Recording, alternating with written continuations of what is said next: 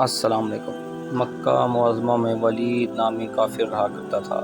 اس کا ایک سونے کا بت تھا جس کی وہ پوجا کیا کرتا تھا۔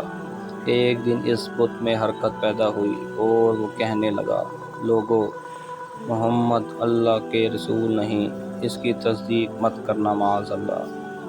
ولید بڑا خوش ہوا اور باہر نکل کر اپنے دوستوں سے کہنے لگا، مبارک ہو، آج میرا معبود بولا ہے اور صاف صاف اس نے کہا کہ محمد اللہ کے رسول نہیں۔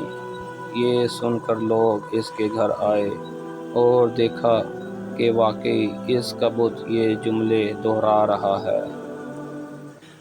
وہ لوگ بہت خوش ہوئے اور دوسرے دن ایک عام اعلان کے ذریعے ولید کے گھر میں ایک بہت بڑا اجتماع ہو گیا تاکہ اس دن لوگ بت کے منہ سے وہی جملہ سنیں۔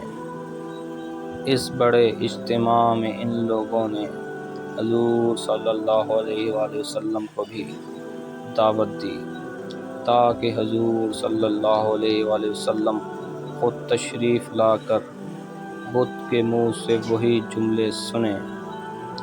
چنانچہ حضور صلی اللہ علیہ وآلہ وسلم بھی تشریف لائے۔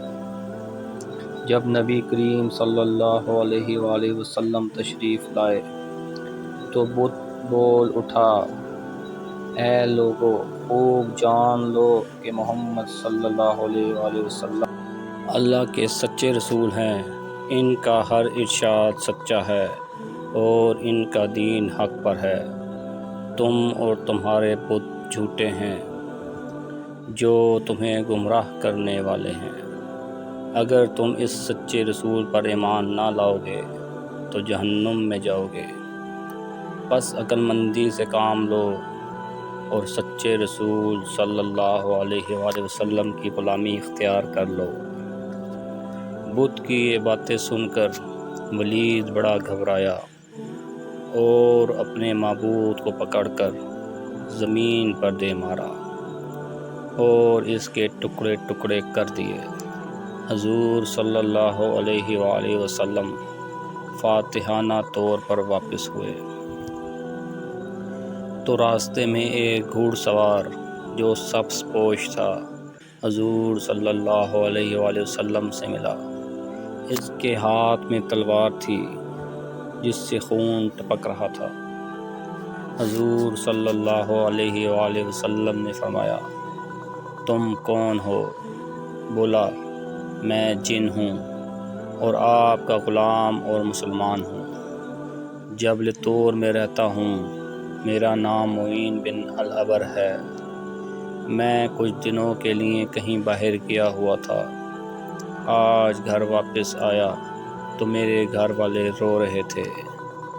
میں نے وجہ پوچھی تو معلوم ہوا کہ کافر جن جس کا نام مصفر تھا وہ مکہ میں آ کر ولید کے بت میں گھس کر حضور صلی اللہ علیہ وآلہ وسلم کے خلاف فضول گوئی کر گیا ہے اور آج پھر وہ یہی بکواس دوبارہ بت میں گھس کر کرنے والا تھا۔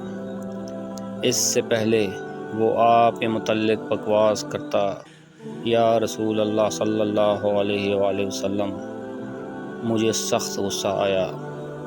میں تلوار لے کر اس کے پیچھے دوڑا اور اسے راستے میں قتل کر دیا۔ پھر میں خود ولید کے بت میں گھس گیا اور اب جو کچھ کہا میں نے کہا۔ حضور صلی اللہ علیہ وآلہ وسلم نے یہ قصہ سنا تو بڑی خوشی کا اظہار کیا اور اپنے اس جن غلام کے لیے دعا فرمائی۔ امید کرتے ہیں آپ کو ہماری آج کی ویڈیو اچھی لگی ہوگی۔ ویڈیو کو لائک کر دیں، شیئر کر دیں، چینل کو سبسکرائب کر دیں تاکہ آپ کو اس طرح کی اچھی اسلامک ویڈیوز سننے کو ملیں۔ تو نیکسٹ ویڈیو تک کے لیے اللہ حافظ۔